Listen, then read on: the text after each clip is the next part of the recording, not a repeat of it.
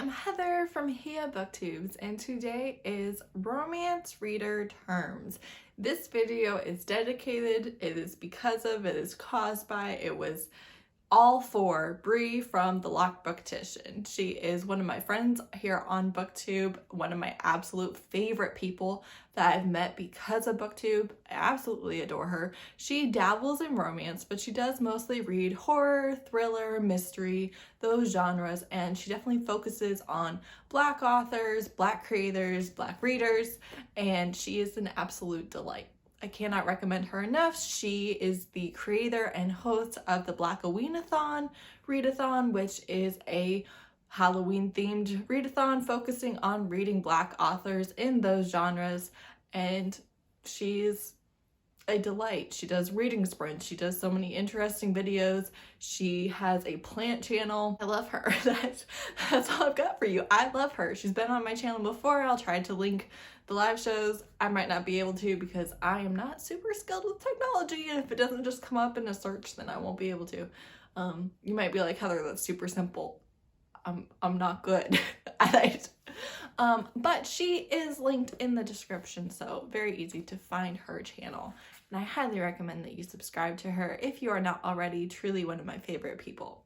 She has repeatedly said that she wishes somebody would make this type of video for the people who are friends with us romance booktubers, who are on live shows with us, who are dabbling in romance but don't really know what the shorthand that we're using means. So that is what this video is for. I'm going to try and keep it pretty short and concise, and hopefully it is an explanation that some of you could use. If you have specific things that you have questions about, you can leave it in the comment, or if you're like, hey, also this means this, feel free to leave it in the comments. Very first one is HEA or HFN. This is the genre defining factoid of romance. A romance book must focus primarily on a couple or a relationship if it's polyamorous, and it has to end with a happy for now, HFN, or a happily ever after, which is HEA. My channel is HEA Booktubes. It's also my childhood nickname for Heather, Hia,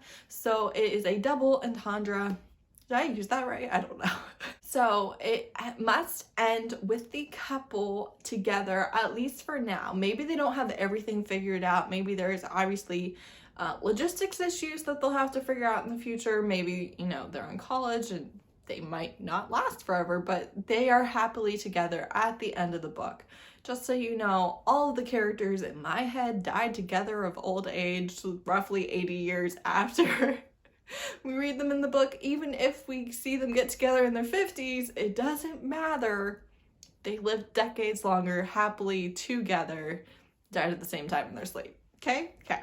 If a book has a love story or is focused on a love story but does not end in an HEA or an HFN, it is not a romance. It can be erotica, it can be genre fiction, it can't be a romance. Those are the requirement. MC stands for main character. Capital H stands for hero, lowercase h stands for heroine.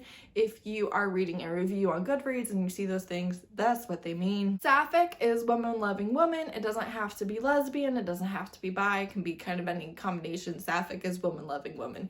MLM is men loving men. M/M is male male. WLW is woman loving woman, and NB is non-binary. And so anytime those shorthands are used, again in a review or a description of a book, those are what they mean specifically. Then you have BBW, which is big beautiful woman. This stands for plus size, curvy. Maybe they have a stomach or big thighs. A lot of times it's more than just they have big boobs and butt, right? This gets used a lot in descriptions of books also. BWWM is Black woman, white man. This is a specific interracial romance. Also seen BWAM, which is Black woman, Asian man. And then you also have interracial, which is any two different races being in a relationship, and multicultural. Multicultural is the same as interracial, but it often means that there are not any white people in the relationship. So you might have an Asian with a black man, or you might have an Indian woman with a Latinx, right? But neither one is white, and it's just a definition. None of these things mean better, less than, they're just kind of, this is specific. On top of that, you have black love. I've not actually seen this for anything else because black is its own kind of identity, especially in countries like America, where maybe they don't know what country they originated from or what culture they originated from. So black has become its own culture and own identity.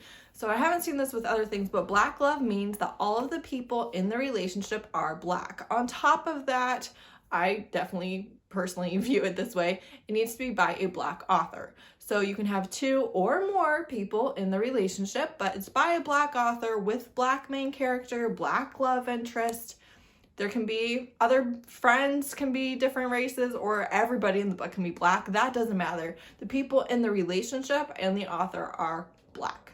Then you have alpha. This is when the male, usually, although it can definitely be female or non-binary, but generally speaking, it's going to be used that the male is very domineering. He might be in charge of a lot of things. He might be just somebody who knows what they want and kind of goes after it, but they're usually going to be the more dominating force in the relationship, or possibly just a very dominating personality, and perhaps their love interest kind of pushes against that. An alpha hole is an alpha who is an asshole, right?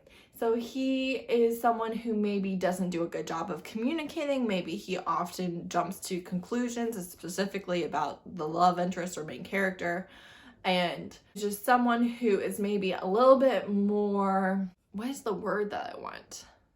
They're raspier. They're not smooth to be around. You also have OTT, which is over the top. This is what I would describe as Jessica Kane's alphas. They see you, you're the one, they immediately want to put a baby in you. They are willing to kidnap you from your wedding. They're the over the top, the ones that in real life just like, whoo, toxic. But in the book, you're like, that's right, that's right. Also have alpha mellow, which is again someone who is an alpha. They're definitely in charge. They are still a dominating personality, but they are incredibly sweet, considerate, thoughtful, communicative with their love interest, who is again usually the main character, right? I love reading all of them, I can't lie, but it is that still in charge, still domineering, but very sweet. He's never going to hurt the heroine with his words or actions. Then you have cinnamon roll. This is the last hero kind of definition that I'm going to use, although, you know, I'm not trying to exclude non-binary or trans. It is, cinnamon roll is the love interest who is just sweet. He's very caring. He's very sweet. I personally still like for him to be alpha in the bedroom, even if he's a cinnamon roll hero. That's just my personal preference, that's it. But maybe he doesn't want to be in charge of anything. Maybe he is in charge of some things, but he's just sweet. Maybe he bakes for you. Maybe he brings you flowers all the time. Maybe he just emotionally takes care of you. It doesn't matter. Cinnamon roll is that sweet love interest. And I have rake, which I have to say, if you're watching this, someone reached out to me like a year ago, I want to say, and said that they had been looking for rake recommendations and could only find historical romance. A rake is a historical romance term for a playboy or a ladies' man or a man whore. It can be used, you know, to kind of different levels, but someone who gets around, or at least has a reputation of getting around amongst women and never really staying with one too long, and it is a historical romance term. Then I have consensual non-consent. The emphasis on this is consensual. So this is a kink, and it is where the interactions between the love interest and the main character, at least when it comes to sexy times, can be taken as non-consensual. They are played out sometimes in a very rough manner, sometimes not, but it can involve chasing, or it can involve just saying no and not really meaning it. But consensual non-consent, the emphasis is on consensual. It is completely consensual. I know that I always have no trouble picking this up from the context and the things that the author includes, but I do know of several different instances where people read a consensual non-consent book and took it as non-consent. That's not it. Then you do have non-consensual. This is where they are not giving consent and they are continuing anyways, and it's usually used to be between the main character and the love interest. So this is the person that you're ending up with in the book, but there are non-consensual scenes, sometimes lesser, sometimes more. That is what that means. Then you have dubious consent. This is where they're saying no, but they kind of don't mean it. But you know that as the reader, but maybe the love interest wouldn't know that in real life. So it's still kind of like, that's dubious consent. It's questionable. Then you have OWYM, older woman, younger man. You also have OMYW, older man, younger woman. This is an age gap. It's just kind of used to show you who is the older one. OW or OM, though, can also mean other woman, other man. So you will often see this in reviews that there was no other woman drama, or there was a lot of other woman drama, because that is a tried and true device that is used in romance books a lot, that there is a conflict because the crazy ex is not willing to let them go, or the waitress is hitting on your man right in front of you. It is something that is pretty prevalent, and so a lot of times reviews will say this is in here or this isn't in here, you don't have to worry about it.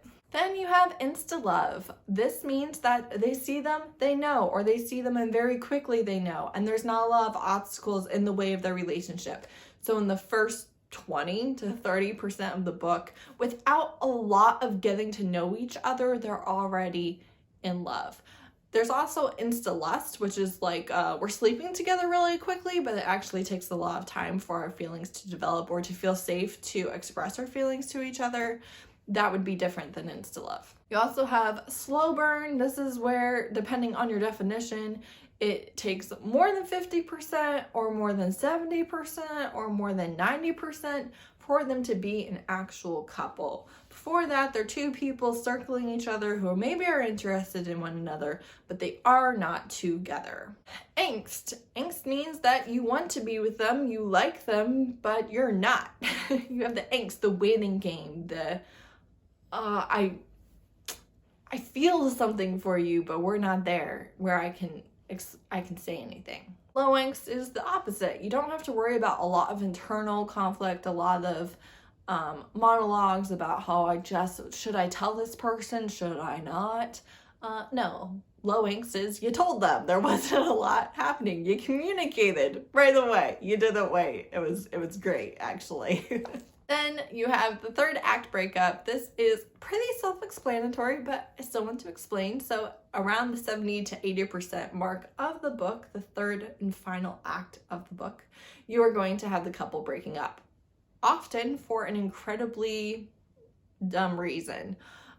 This can last anywhere from a couple hours to a week, to a month, to a year, to 5 years, which I personally just don't think is like, no.